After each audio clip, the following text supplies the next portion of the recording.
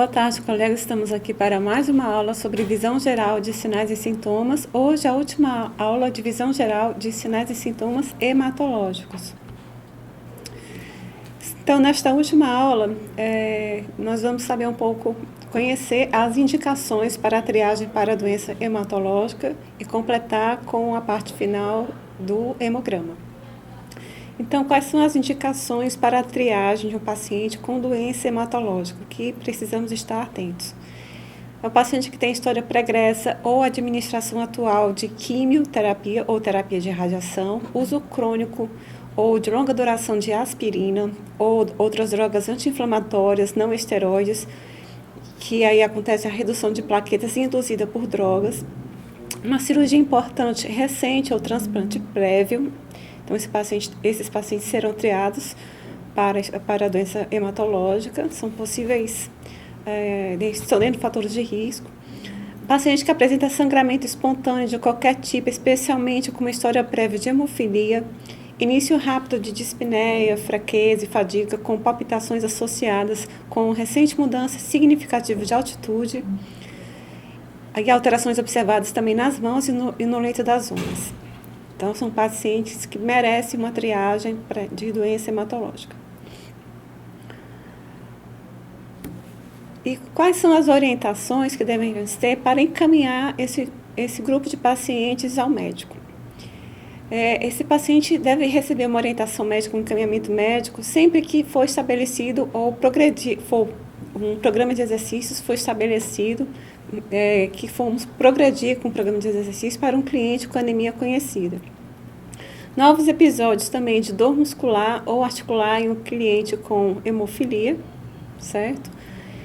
E na situação de dor muscular, quando existem esses novos episódios de dor muscular ou articular, devemos estar atentos também com a dor que ocorre usualmente antes de qualquer outra evidência de sangramento.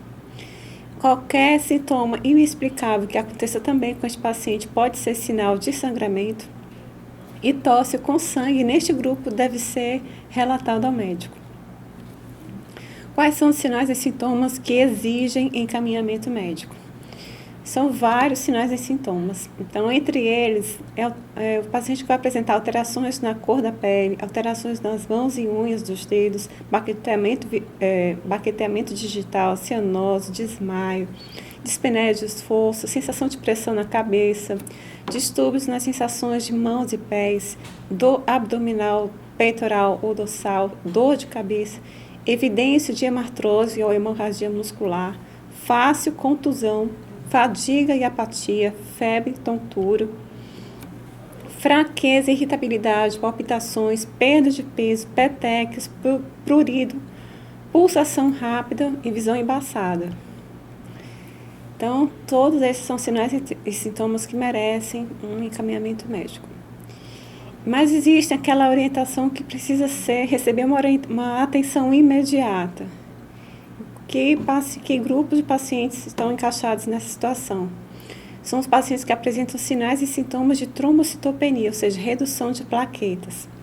Então, os pacientes que apresentam trombocitopenia, eles merecem uma atenção imediata, merecem uma orientação para o encaminhamento médico imediato.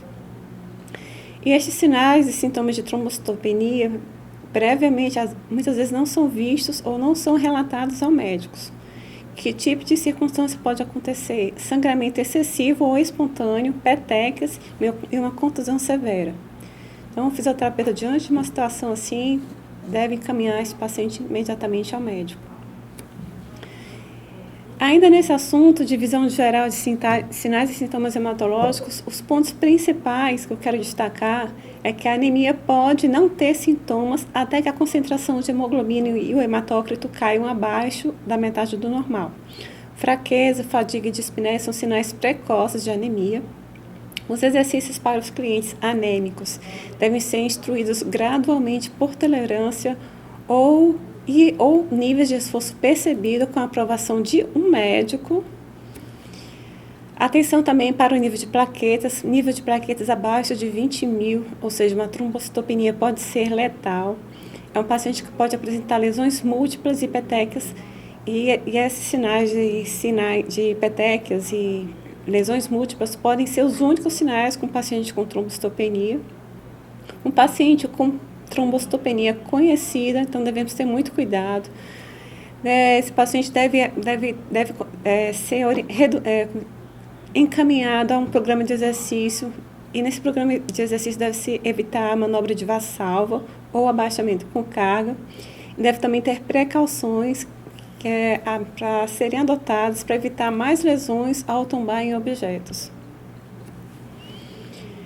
Entre os episódios de sangramento, quando acontecer, a orientação é a imobilização da articulação durante o período de dor. Nunca aplicar calor em uma área com sangramento ou com suspeita de sangramento. Nunca aplicar calor. A dor pode ser o único sintoma de um sangramento articular ou muscular em um cliente com hemofilia.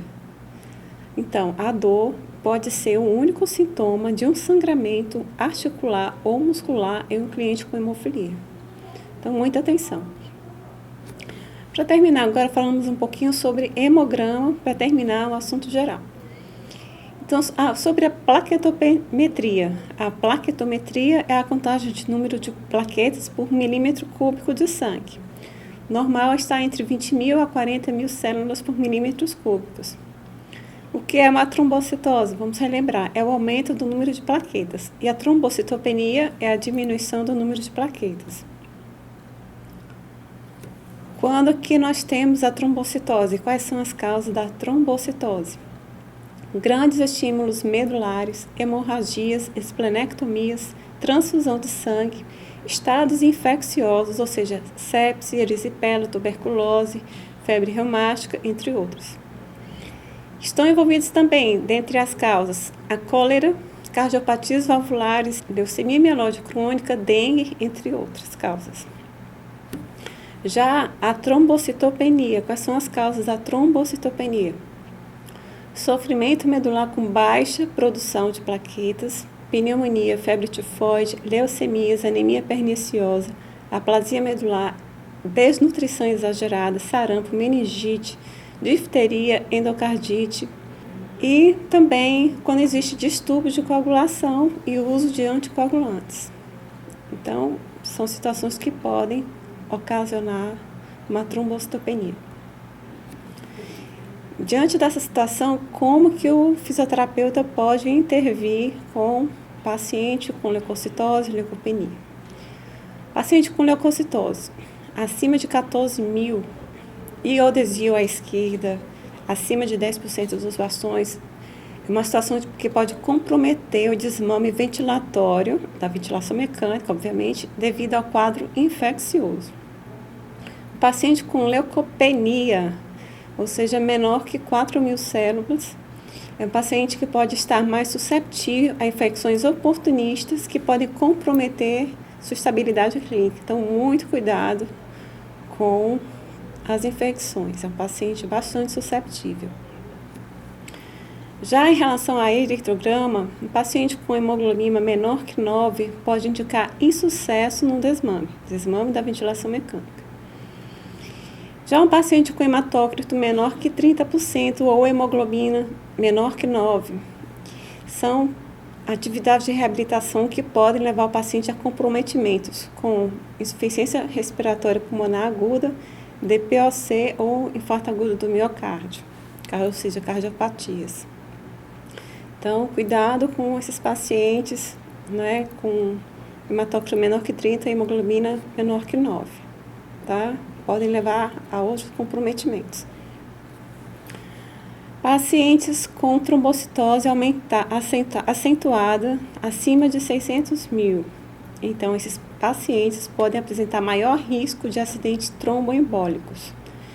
Já os pacientes com trombocitopenia acentuada, ou seja, menor que 100.000, eles são mais susceptíveis a apresentarem riscos de equimoses e hematomas após a abordagem fisioterapêutica. Então, paciente com trombocitopenia acentuada, menor que 100, eles estão muito frágeis a procedimentos fisioterapêuticos, estão muito susceptíveis a apresentarem equimoses e hematomas após tratamento fisioterapêutico, então é preciso ter muito cuidado. Então, finalizando, foi esta a nossa aula. A próxima aula será sobre visão geral de sinais e sintomas gastrointestinais. Estaremos iniciando este assunto, visão geral de sinais e sintomas gastrointestinais. Eu agradeço a atenção de todos. Muito obrigada.